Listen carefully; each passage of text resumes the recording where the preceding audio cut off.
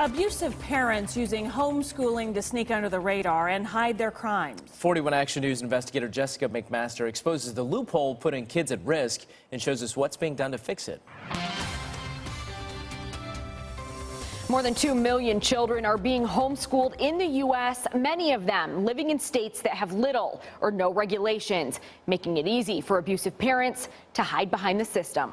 These are the faces of just some of the homeschooled children who've died as a result of abuse and neglect. Executive Director for the Coalition of Responsible Home Education, Rachel Coleman, calls them invisible children. A homeschooling parent can cut a child off from relatives, from friends, from neighbors, from whoever they want to. Coleman is working towards her PhD. She was homeschooled and raised in a loving environment, but that's not always the case for every child. We need just reasonable oversight in order to protect homeschooled children's interests. But president of Midwest Parent Educators, Todd Kangs, disagrees. The problem isn't education. The problem is parents. And until we can do something to regulate parents, then we're not going to see a change in child abuse. Me and my older siblings moved out. Susanna Grubbs was homeschooled in Missouri. She tells us the discipline she received was anything but gentle. I think that in a lot of ways, me and my siblings totally fell through the cracks. Because, I mean, with my mom's disciplinary techniques and my mom's educational neglect. Sadly, we've seen troubling cases all across the metro over the years. In KC Mo, Jacole Prince was convicted of child abuse after her 10-year-old daughter was found imprisoned inside a closet. The girl weighed just 32 pounds at the time of her rescue. Missouri is one of just 9 states where parents don't have to give any notice that their children are being homeschooled. 7-year-old Adrian Jones went missing last year. In November, police found child remains on his parents' property in KCK. His father and stepmother were charged with first-degree murder.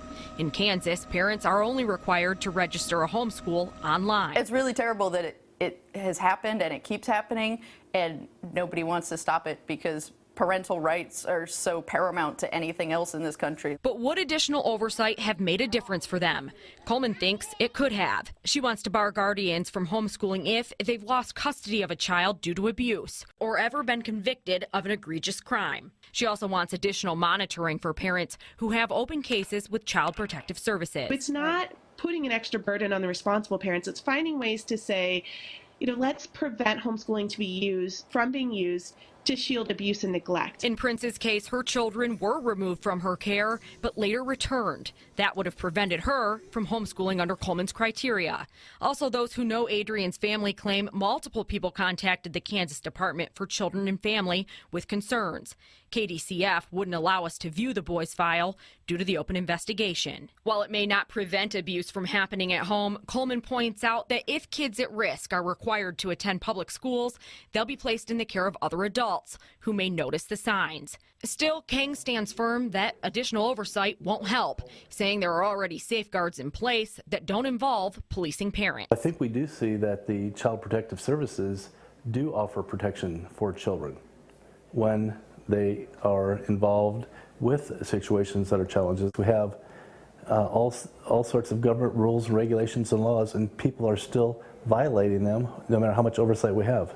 There doesn't appear to be any lawmakers in Kansas or Missouri currently pushing for stricter regulations, but we want to know what you think. So head to our Facebook page and tell us, should there be more oversight when it comes to homeschooling, or should the regulations stay as they are? I'm investigator Jessica McMaster, 41 Action News.